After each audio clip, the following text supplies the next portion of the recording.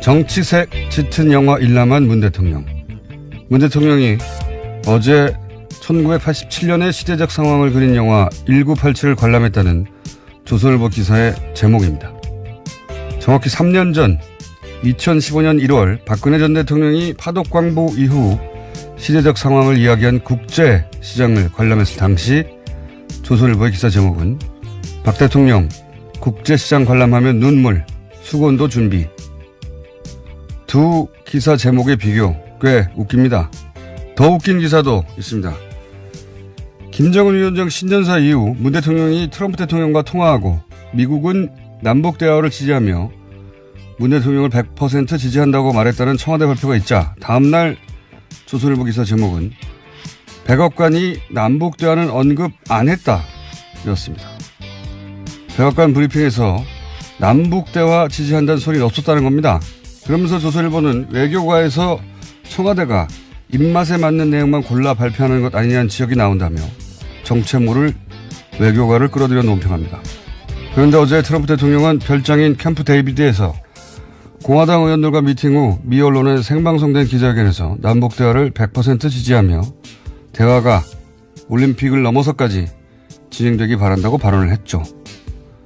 상당히 웃깁니다. 조선일보 요즘 계속 웃기고 있습니다. 김어준의 웃음이었습니다.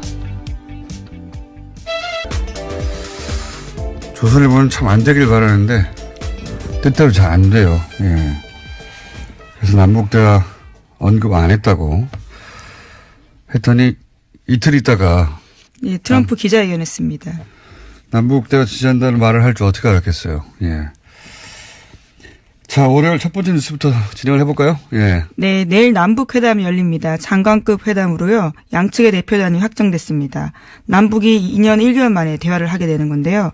북한은 남한이 제안한 만나는 날짜와 장소, 대화 의제 모두 받았습니다. 남한의 수석대표로는 조명균 통일부 장관이 나오고요. 북한은 리성곤 조국평화통일위원회 위원장이 나옵니다. 뭐랄까요. 인적 구성은 어떤 의미가 있는지 저희가 잠시 정세현 전 장관과 얘기를 나눌 텐데요. 북한이 이제 핵 억지력을 확보했다고 생각해서인지 대단한 자신감으로 대단한 속도로 남북대화가 열리고 있습니다. 자세한 내용은 정세현 전 장관과 얘기를 나눠보겠고, 그리고 이제 아까 오프닝에서 얘기했던 1987 영화가 이제 정치색 짙은 영화라고 한 이유는 문 대통령이 운동권 영화만 본다는 거죠. 예. 문재인 정부는 운동권 정부다, 아마추어 정부다, 이런 오직의 연장에서. 지금까지 400만 명이 봤다고 하던데요. 400만 명이 모두 운동권 영화를 보는 취향이다라고 할 수 있을까요? 조선일보가 이제 말하고자 하는 거는 그런 겁니다. 아마추어 운동권 정부다. 예. 근데 이게 안 먹힌단 말이죠. 아마추어. 왜냐하면 바로 직전 박근혜 전 대통령이 국정원 공작비를 슈킹을 해서 자기 집 난방비를 썼어요. 그걸로 주사 맞고 머리하고 옷에 입고. 이게 안 먹혀요. 안 먹히는데 열심히 그런 후회물 뿌리고 있는 거죠. 예. 더 웃긴 거는 이제 트럼프 대통령 이야기입니다. 문재인 정부를 미국이 패싱한다고, 믿고 손발이 안 맞는다고 이야기하고 싶어가지고, 그런 보도를 계속 내죠. 예. 남북대화 지지 말은 안 했다. 근데 이제 하루 이틀 있다가 전혀 다른 뉴스가 미국에서 나와버린다는 거죠. 예. 뜻대로 안 됩니다, 조선일보. 대통령 별장인 캠프 데이비드에서 기자회견 열었습니다. 거기서 관련된 질문 당연히 나왔는데요. 100% 지지한다라는 이야기 했습니다. 이 당시 이제 그 트럼프 통화했다 하고 나서 청와대에서 이제 브리핑이 나왔죠. 예. 근데 그날 이후 보수 매체를 한번 뒤져보시면 아주 재밌습니다. 청와대에서 이제 남북대화 100% 지지한다고 했다고 발표를 하니까 이 보수 매체나 종편에서는 온도차가 있다. 남북대화 지지한다는 말을 안 했다. 이런 얘기를 계속 합니다. 마치 청와대에서 없는 말을 한 것처럼 또는 뭐 과장한 것처럼. 그런데 이제 불과 이틀 뒤에 이렇게 직접 말할 줄 몰랐겠죠. 예. 이거 없었으면 계속 그렇게 떠들었을 거예요. 예. 네, 심지어 조건을 시사하긴 했지만요. 북한 김정은 위원장과도 통화할 수 있다라는 이야기까지 밝혔습니다. 자, 분위기가 바뀌고 있는데 이 얘기는 정세현 전 장관과 또 자세히 나누겠지만 관련 기사가 많이 나왔어요, 어제. 예. 네, 물론 트럼프 대통령은 이와 같은 남북대화 분위기 조성에는 자신이 가장 큰 기여했다라고 스스로를 칭찬하긴 했습니다. 기자회견에서 한 이야기인데요. 한반도 정세를 주도한 역할에 대해서 문재인 대통령이 자신에게 거듭 감사의 뜻을 표시했다고 밝혔습니다. 또 북한의 김정은 역시 자신의 과감성을 평가한다 이렇게 주장했습니다. 네, 이럴 줄 알았어요. 제가 이 트럼프 대화했다고 청와대 발표했을 때 얘기했지 않습니까? 문 대통령이 트럼프를 잘 다룬다고. 트럼프는 자수성가한 지적인 인물이 자기를 인정해주고 칭찬해주고 굉장히 좋아합니다. 예. 문 대통령을 그렇게 보거든요. 자수성가한 지적인 인물로. 그래서 트럼프는 칭찬해주고 우쭈쭈 되면 원하는 걸 다 해줘요. 예. 실제로 통화 직후에 청와대 보도자료에는요. 트럼프 대통령이 그간 노력해서 남북대화로 이어졌다라는 식의 이야기가 있었는데 백악관 보도자료에는 없던 내용이었다라고 합니다. 그러니까 청와대 보도자료에는 트럼프의 강력한 입장 덕분에 남북대화로 이어지는데 큰 도움이 되었다. 이렇게 일부러 넣어준 거죠. 예, 영향력과 위상을 공개적으로 인정하는 분위기를 잡은 겁니다. 예. 이런 거 앞으로도 넣어줘야 됩니다. 트럼프 대통령은 다른 사람 말 중에 자기가 듣고 싶은 말만 골라서 듣거든요. 듣고 싶은 걸 들려주고 우리는 우리 거 챙기고. 예. 저도 트럼프 대통령의 기자회견 풀 버전을 봤는데 자기 자랑을 몇 차례나 해요. 예. 몇 번이나. 네, 20분 남짓했는데요. 3차례나 언급했다라고 합니다. 자기 덕분이라고요. 남북 대화 관련 부분은 그중에 몇 분 안 되거든요. 전체가 남북 대화가 아니라 그중에 뭐 한 2분 될래나. 그중에 말끝마다 자기가 자기 칭찬을 합니다. 다 나 때문이라고. 그걸 서너 차례 언급을 하고. 예, 하지만 영미 언론은 좀 박한 평가를 하고 있는데요. 워싱턴 포스트는 트럼프 대통령은 한반도 문제에서 구경꾼처럼 보인다라고 썼습니다. 그러니까 이제 이 남북 문제를 남북이 해결하고 있다는 겁니다. 예. 그리고 네, 영국 가디언도 그렇게 썼는데요. 남북 대화의 공을 가로채려 하고 있다라고 비판했다고 합니다. 자화자찬하니까 상관없어요. 칭찬해 주죠. 뭐 돈 듭니까? 칭찬 계속 해주고 우리가 원하는 대로 가면 됩니다. 예. 우리가 원하는 방향으로 끌고 가면 됩니다. 근데 이렇게 칭찬하면 이렇게 될 줄 알았어요. 자, 다음 뉴스는요. 네, 국세청이 다스에 대해서 특별 세무조사 착수했다라는 소식을 전해드린 바가 있는데요. 이번 특별 세무조사의 목표가 다스의 해외 자금 거래에 초점이 맞춰져 있다라고 시사인이 보도했습니다. 국세청은 현대차 납품 비용으로 받은 해외 매출 채권의 일부가 페이퍼 컴퍼니로 흘러간 단서를 확보했다라고 하는데요. 이 기사에 따르면 국세청이 한 고위 관계자를 인용해서 다음과 같이 보도하고 있습니다. 미국에서 현대차로부터 받은 해외 매출 채권 500여억 원 가운데 120여억 원이 다스 법인에 들어오지 않고 사라졌다라면서요. 의심이 가는 페이퍼 컴퍼니 몇 개를 지켜보고 있다라고 합니다. 지금 현재 검찰에서 수사 중인 거는 첨수부에서 BBK 140억. 네, 중앙지검에서 하고 있습니다. 네, 중앙지검 첨수부 첨단수사본부에서 그리고 동부지검에서는 2008년 특검 때 발견한 120억 비자금 각각 이렇게 두 갈래로 나눠 수사하고 있는데 국세청은 그러니까 이제 다스 승계를 들여다본다는 의미죠. 예. 네, 그렇습니다. 이시영 씨가 중국과 미국의 다스 법인을 인수하는 과정도 이번 세무조사의 중요한 포인트가 될 것이라고 또 다른 국세청 관계자가 이야기하고 있다고 시사인이 보도하고 있습니다. SM은 이시영 씨가 유일하게 지분을 직접 가지고 있는 관계사인데 SM을 통해서 이제 다스를 승계하는 거 아니냐라고 의혹들을 제기하고 있고 거기를 들여다보고 또 하나는 이제 해외에서의 비자금, 해외에서 빼돌린 비자금이 어디로 갔나 이걸 찾고 있는 거죠. 예. 네, 다스의 알짜 해외법인 같은 경우에는 이시영 씨가 총괄하고 있습니다. 중국 다스와 미국 다스요. 따지고 보면 검찰은 이미 발생한 사건들, 과거에 사건, 사실 특검까지 했던 사건들이죠, 다. 그 사건들을 다시 되짚고 있는 것이고, 국세청은 이제 새로운 건입니다. 예. 이시영 씨가 지금, 최대 주주인 SM, 승계하고 있다고 생각되는 그 추기되는 회사하고 해외에서 오갔던 비자금. 이건 이제 처음 수사하는 거죠. 예. 처음 조사하는 거죠. 국세청은 그쪽을 들여다보고 있다. 그렇게 보시면 되겠습니다. 자, 다음 뉴스는요? 네, 이명박 전 대통령이 측근이었던 정두원 전 의원 기억하실 텐데요. 다스는 누구 겁니까에 대해서 정두원 전 의원이 대답을 했습니다. 이명박 전 대통령 거라라는 건데요. 정두원 전 의원은 자신이 서울시 정무부시장 시절에 당시 이명박 서울시장이 자신이 직접 다스를 창업했다라는 말을 했다고 밝혔습니다. 이 이명박 전 대통령 쪽 내부로부터 무너지고 있다. 네. 그런 뉴스로 봐야 하는 것 같아요. 왜냐면. 물론 지금은 거리가 멀어지긴 했는데요. 예. 이제 이게 어떤 의미냐면, 최근에 이제, 다스 수사 관련해서 다스에 근무했던 사람들, 이 속속 이탈해서 증언을 내놓고 있지 않습니까? 정두원 의원의 발언은 사실 법적 의미는 없겠지만, 왜냐하면 본인이 이제 들었다는 얘기고, 입증이 안 되니까. 그런데 이제, 내부를 무너뜨리는 분위기, 예, 이런 분위기를 가속시킬 것 같아요. 왜냐하면 최측근이었던 사람이 다스를, 이명박 전 대통령이 직접 만들었다는 얘기를 내가 들었다고, 예. 바로 이명박 전 대통령으로부터 들었다. 예, 정황도 자세합니다. 현대자동차 회장이 정세영 회장인데 두 분이 굉장히 친해서 뭐 좀 해라고 챙겨서 그런 취지를 만들어줬다라는 이야기까지 하고 있습니다.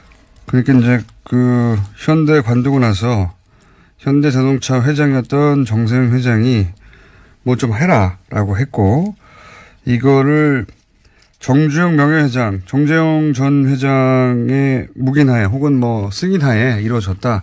그때 내가 직접 만들었다 이런 얘기죠. 예. 직접 만들었는데 왜 주주는 그러면 처남과 형이었냐, 이 얘기를 하지 않을 수 없는 건데, 어쨌든 이렇게 정두원 전 의원까지 다스를 이명박 전 대통령이 만들었다고 말을 해버리면 다수의 내부자들이, 예, 이탈하는 분위기가 더 가속될 수 있다. 예, 그런 분위기가 가속되고 있다. 예, 무르익고 있다. 그런 뉴스로 보면 되겠습니다. 물론 이에 대해서 이재호 전 의원은 정 전 의원이 잘못 알고 있다라면서 반박했다라고 MBC가 보도하고 있습니다. 반박이 하겠죠. 예. 그런 반박으로 되돌릴 수 있는 상황은 아닌 것 같아요. 자, 다음 뉴스는요. 네, 2008년 삼성 특검 당시 삼성그룹이 사회 환원을 약속했던 차명계좌 자산에 대해서는 몇 차례 알려드린 바가 있습니다. 이 자산이 주가 상승에 힘입어서 2조 원대였는데 현재 6조 원대로까지 불어났다라고요. 오늘 아침 한겨레 신문이 보도했습니다. 그때 뭐라고 그랬냐면 한 1조 7천억인가요? 그 정도 나왔어요. 그중에서 삼성생명 주식을 제외하고는 전부 사회 환원한다고 그랬거든요.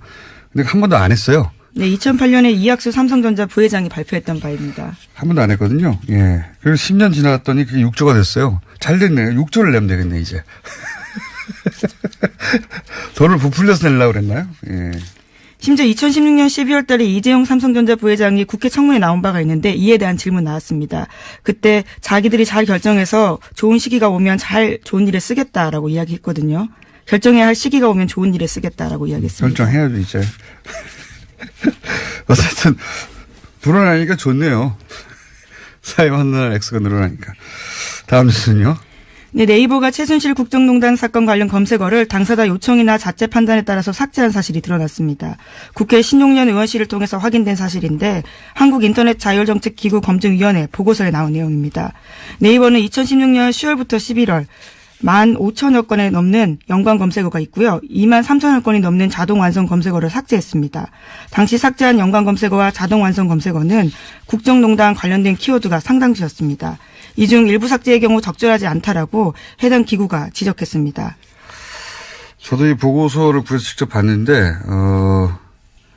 작년 11월 말에 있었어요. 한국인터넷자율정책기구 키소 보고서인데 이거는 이제 2011년인가 12년에 검색어 삭제 의혹이 크게 불거진 적이 있습니다. 네, 2012년이었습니다. 네. 그러자 이제 외부에서 검증받자 이렇게 그런 취지로 발족한 기구인데 이거는 기업들이 모여서 발족을 시킨 거예요. 기업들이 자기를 스스로 검증하는 셈이에요.